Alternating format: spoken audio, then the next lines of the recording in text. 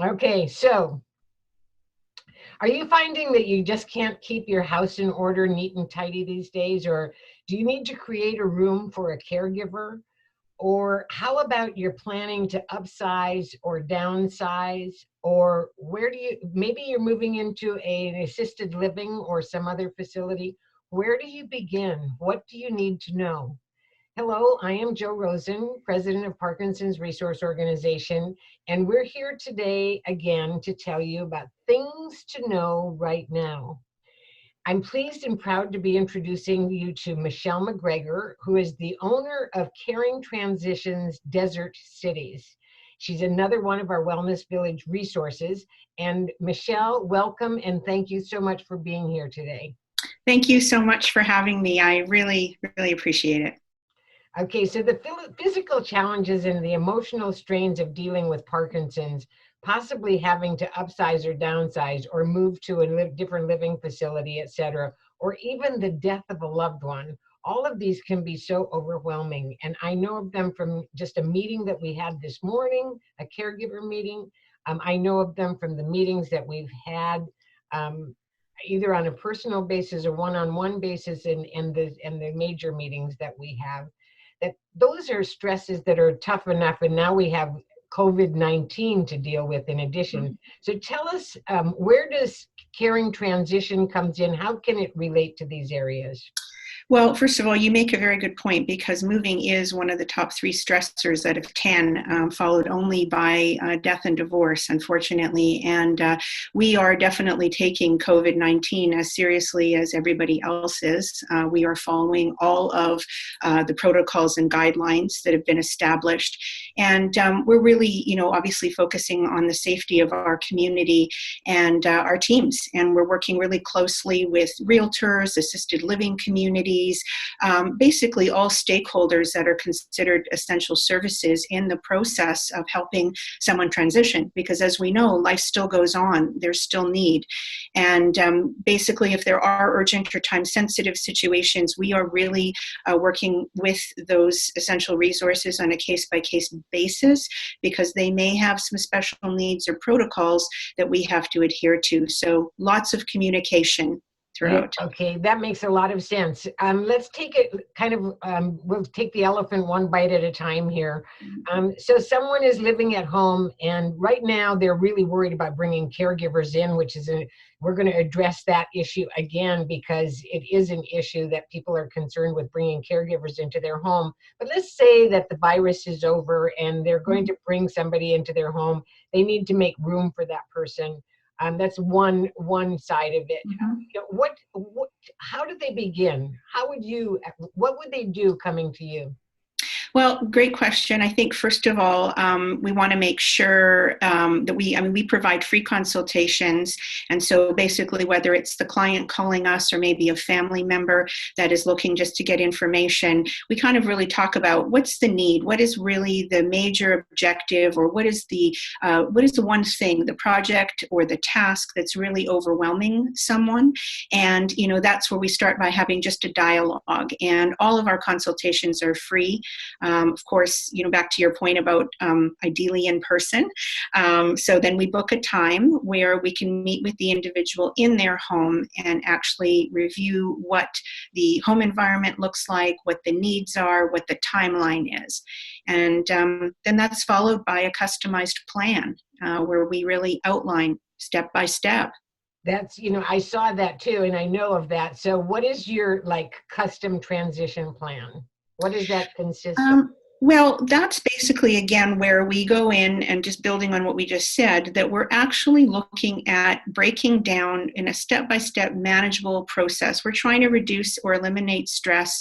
We really want people to have information where they can make actually decisions that empower them, that they feel part of the process at whatever age or phase they're at. And that's really, really critical. Lots of listening, lots of repeating back, because there's lots of information that's exchanged. And then we follow up by email or mail a plan to them that covers what we collectively have decided upon.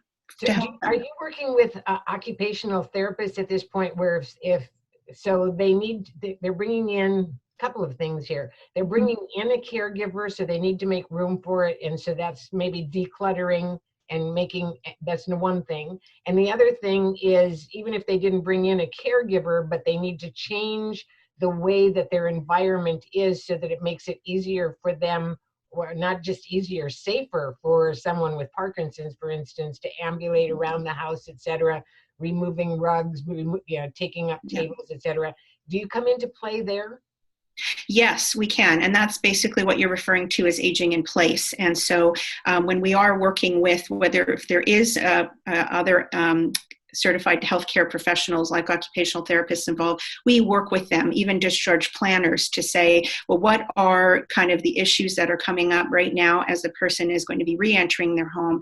And if they don't have some of those subject matter experts, then we will actually help find them for them, and then again coordinate in our phase or place of that. So definitely the safety assessments, looking at safety hazards in the home, removing them, and still being considerate with people liking their things of comfort around them that either is for function or really just to, they're pleasurable for them. So we really kind of want to work again on a customized individual basis there. Aesthetics and safety. Right. So, I mean, I have personal experience with this. And so, and I know this from our meetings, et cetera, that others have this issue, that people with Parkinson's, as they advance through this journey, have a difficult time keeping things neat and tidy or keeping it organized. That's one thing. And then the caregiver themselves have a difficult time with this because they're just over the top busy and challenged and taken care of, and so things get out of whack. Can you help them organize their house? Absolutely. And so again, we will work with them to kind of go through in a very really organized fashion every aspect of their home, again keeping in mind, first of all, function and safety together, but also just looking at things that are easy for them to be able to navigate after, because we want to be able to ensure that they can sustain whatever plan or organization that we've put in place for them. Wonderful. Oh, I'm so happy to hear that.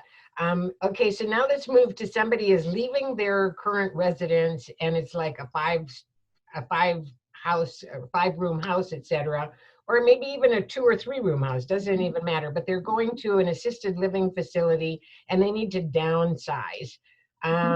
There's one part of this that I'm really fascinated by, but no, maybe you can tell us how to go through the downsizing. But what fascinates me are the estate sales online, that if there is too much of something that might even be good and they can liquidate some of this. Tell us about that. For sure. So the process is always consistent. And again, we're project-based or we're task-based. So we're kind of referred to often as a total solution provider. So if someone wanted us to actually work in the case that you just spoke around, staying at home, we can do that. And it might be another period of time where they reintegrate us and say, well, now we need to downsize and move into assisted living. So it can be that, or we can just be called for the, hey, we're downsizing and we just need that particular task or project complete. So the process is the same: free consultation, discussing all of the issues, concerns, and mapping it out. Then we also liaise with the assisted living community. And so if the client doesn't have a floor plan, we'll make sure that we get one. And so then we work with them to kind of look at, again, what was going to be comfortable in your home in terms of function and safety with downsizing, but also there has to be some things that still have some memory for them or some joy for them to look at, because it's a big process to think about, making choices about items that you've either been given or that you've had some really wonderful memories with. It's a very emotional process. So now they have things left over that they can't take with them, and you have something available called an online auction. yes, we do that, and we also do physical estate sales. But to your question, online auction, what's nice about that is many of us and many communities are gated, and so there's some rules and restrictions around that, and that's where an auction becomes a really nice option for people. The other piece is it really helps them offset perhaps the cost of a move, or maybe can be put towards other expenses that they may have. And so what we'll do as well is look at the items that that they are not taking with them or that perhaps their family members don't want. And then again, we kind of look at, does it make sense for you to actually put these on an online auction where we photograph the items? It's kind of like a Sotheby's bidding process where people get to bid on items, and we kind of have fun with, again, the process of them feeling empowered, that they feel good that their items are going to a good home. They're being respected, or they're being cherished in somewhere else, repurposed, if you will. I absolutely love that idea. And so, I mean, our other wellness villagers need to know you, and you are brand new with us. So it's going to be fun to introduce you to all of them, because we have the attorneys, the elder law attorneys, we've got the trustees, we've got the realtors, we've got the occupational therapists, etc. And they need to know who you are, and you need to know who they are, so that we keep this synergy going. I am just so tickled and pleased that I met you back in time and that we got to this point, because our community needs someone like you for sure. Well, thank you. That's great. I mean, we definitely work with all stakeholders, and it's not just seniors that we work with.